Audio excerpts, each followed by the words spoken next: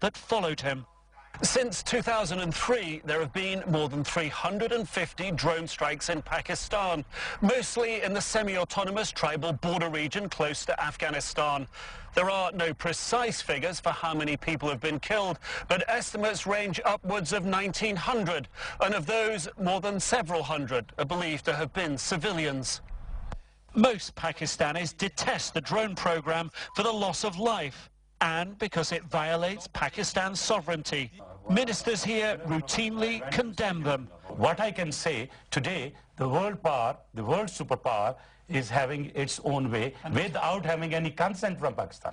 But a diplomatic cable obtained by WikiLeaks tells another story, recounting a meeting between the US ambassador, Malik, and the then Prime Minister, Gilani. She wrote, Malik suggests we hold off alleged predator attacks until after the Bajur military operation. The PM brushed aside Rehman's remarks and said, I don't care if they do it, as long as they get the right people. We'll protest in the National Assembly and then ignore it. Musharraf too covered up US drone attacks when it suited him. When militant Nek Mohammed was killed in 2004, the Pakistani army said it killed him in a rocket attack. Except it didn't. So Nek Mohammed killed by a drone or by Pakistani military, US drone? I think he was killed by US drones. Yes. So, but there was no agreement as such. And every time we did object. Objections that were frequent, loud and public, but not always sincere. Nick Robertson, CNN, Islamabad, Pakistan. Barack Obama has firmly but calmly called on the North Korean leadership to change its tone. Mr. Obama warned Pyongyang that Washington will stand by its allies and that it will defend its territory by all costs. We have details of that in this report by CFI. In the middle of mounting tension between the two Koreas following Pyongyang's deployment of 2 mid-range missiles, the U.S. president decided it was time to make a comment in person. In the presence of the UN Secretary General, Barack Obama calmly but firmly asked the North Korean leadership to change its tone. Close consultation. We both agree that now is the time for North Korea to end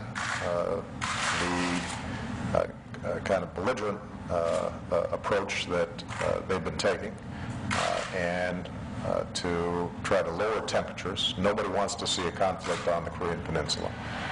Even though U.S. experts believe that North Korea does not have the capacity to launch a missile equipped with nuclear heads, Washington sent its Secretary of State to Asia to hammer in the message.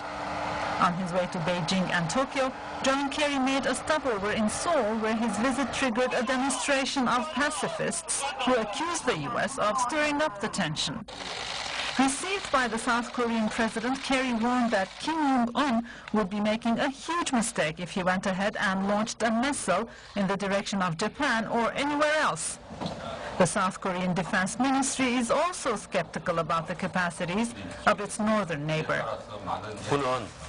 According to military analyses, North Korea has not yet miniaturized a nuclear weapon. However, it is in the process of doing so. Japan took the occasion to announce the deployment sometime in April of Patriot missile batteries on Okinawa Island as a defensive measure.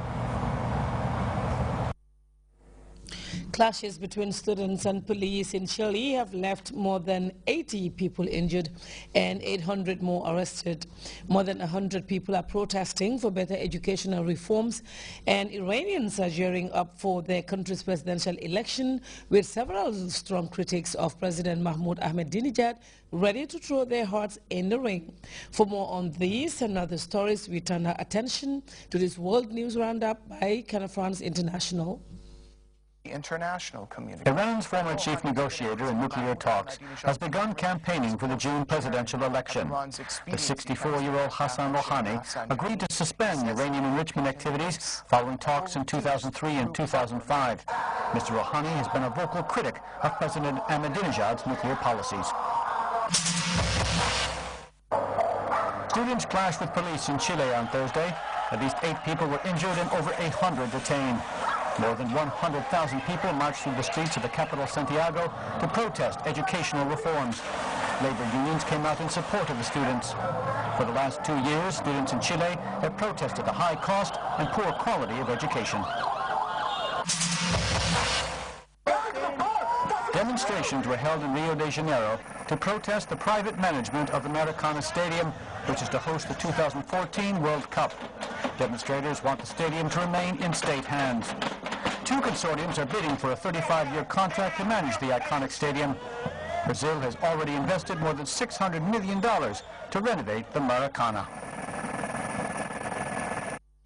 Well, sports is next. We'll be right back. Stay tuned.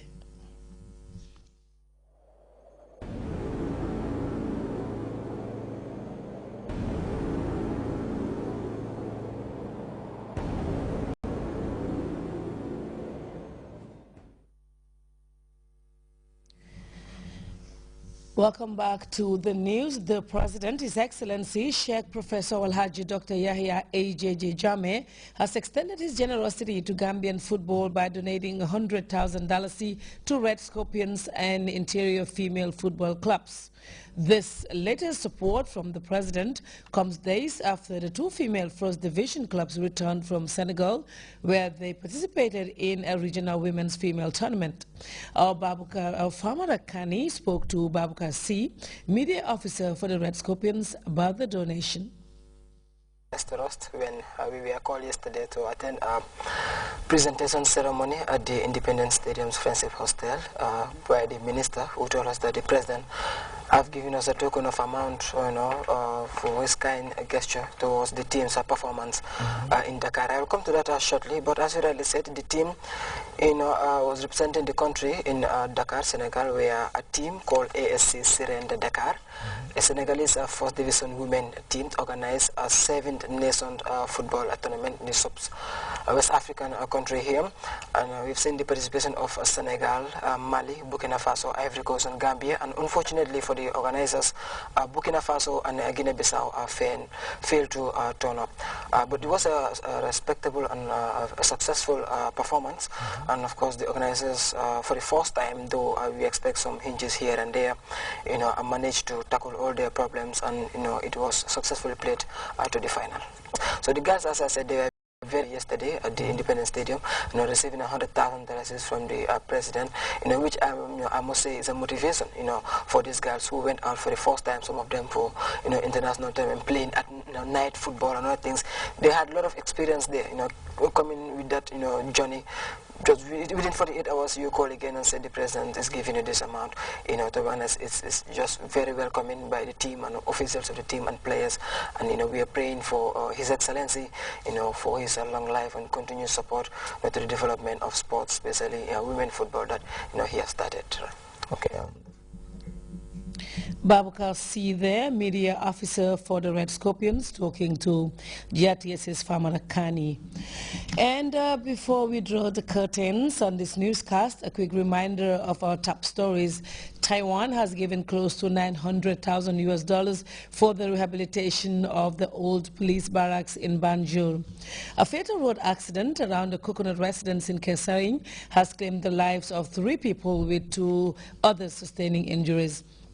U.S. President Barack Obama has called on the North Korean leadership to change its tone, warning Pyongyang that Washington will do what it takes to defend itself and its allies. And clashes between students and police in Chile have left 80 people injured as scores of Chileans took to the street to demand better educational reforms. That's all in this edition of News at 8. Thank you very much for your time. Stay tuned and enjoy our programs.